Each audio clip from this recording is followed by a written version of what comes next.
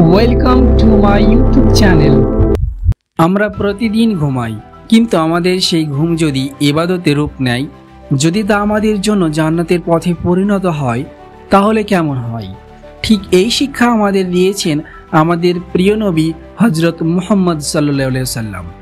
তিনি ছিলেন একজন মানুষ যিনি জীবনের প্রতিটি কাজকে একটি সুন্নাত বানিয়েছেন, এমনকি ঘুমানোর মতো সাধারণ বিষয়কেও। আজ আমরা জানব কিভাবে নবীজির ঘুম ছিল শুধু বিশ্রাম নয়, বরং এক প্রকার ইবাদত, প্রশান্তির প্রার্থনা, আত্মশুদ্ধির সূচনা। আসুন আমরা জেনে নিই পবিত্রতা ও অজু। নবীজি ঘুমানোর আগে অজু করতেন। তিনি বলতেন, যে ব্যক্তি অজু করে ঘুমায়, আল্লাহ তার সঙ্গে ফেরেশতা নিযুক্ত করেন, সে সারা রাত তার জন্য দোয়া করে। সহিহ মুসলিম। এই অজুর মধ্যে শুধু শারীরিক পবিত্রতা নয়, বরং আত্মিক প্রশান্তিও লুকিয়ে থাকে। এটি আমাদেরকে অন্ধকারে আলো নিয়ে ঘুমোতে শেখায়। বিছানা ঝাড়া ও মিসওয়াক করা। ঘুমানোর আগে নবীজি নিজের বিছানাটি ঝেড়ে নিতেন। তিনি বলেন, যখন কেউ ঘুমাতে যায়, সে যেন নিজের চাদর দিয়ে বিছানাটি ঝেড়ে নেয়। কে জানে তারপরে সেখানে কি এসেছে। সহিহ বুখারী। এর মাধ্যমে আমাদের শেখানো হয় জীবনে অদৃশ্য বিপদ থেকেও সচেতন থাকা, নিরাপদ থাকার শিক্ষা। সাথে তিনি মিসওয়াক করতেন, কারণ মুমিনের মুখ সব সময় পরিচ্ছন্ন থাকা দরকার, এমনকি ঘুমানোর সময়ও। ডান কাতে শোয়া। নবীজি ডান কাতে শুতেন এবং ডান হাতটি গালের নিচে রাখতেন। তিনি বলতেন, এটাই বেশি স্বাস্থ্যকর এবং এটা নবীদের ঘুমানোর পদ্ধতি। এতে হার্টের উপর চাপ পড়ে না, শরীরও সোজা থাকে এবং ঘুম গভীর হলেও হালকা হয়, যেন কেউ সহজেই তাহাজ্জুদের জন্য জেগে উঠতে পারে। জিকির ও দোয়া। নবীজি ঘুমানোর আগে কিছু দোয়া পাঠ করতেন।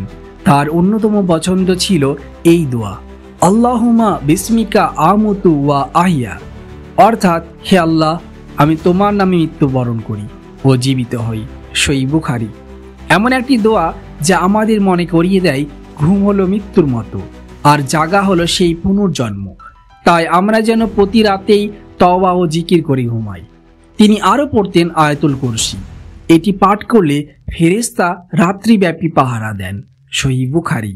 সূরা ইখলাস, সূরা ফালাক, সূরা নাস 3 বার করে পড়ে হাতে ফু দিয়ে সারা শরীর মুছে দিতেন। এছাড়া তিনি 33 বার সুবহানাল্লাহ, 33 বার আলহামদুলিল্লাহ এবং 34 বার আল্লাহু আকবার বলতেন। ফাতেমা রাদিয়াল্লাহু তাআলা আনহাকে তিনি এই আমল শিখিয়ে বলেছিলেন, এটা তোমার ক্লান্তি দূর করবে। মন পরিষ্কার করে ঘুমানো। নবীজি কখনো রাগ, অভিমান বা হিংসা নিয়ে ঘুমোতেন না। তিনি সবাইকে মাফ করে দিতেন। এক সাহাবী বলেন, আমি জানি না আমি জান্নাতি কিনা, তবে আমি কখনো কারো প্রতি কষ্ট নিয়ে ঘুমাই না। নবীজি বলেন, এই গুণই তোমাকে জান্নাতি করেছে। ঘুমানোর আগে অন্তর পরিষ্কার করা, এটি একটি গভীর আত্মিক সুন্নাত। স্ত্রীদের প্রতি সোহাগ ও ভালোবাসা। হযরত আয়েশা রাদিয়াল্লাহু তাআলা আনহা বলেন, নবীজি ঘুমানোর আগে আমার সঙ্গে হাসি মুখে কথা বলতেন, সোহাগ করতেন। তিনি আমাদের শিখিয়েছেন, বিয়ে সম্পর্ক শুধু দায়িত্ব নয়, বরং ভালোবাসার একটি মিষ্টি বন্ধন। বিনয়ী জীবনযাপন করা। নবীজি কখনো বিলাসবহুল বিছানায় ঘুমাননি, কখনো খেজুর পাতার চাটাই, কখনো একটি চাদর, এটাই ছিল তার শয্যা।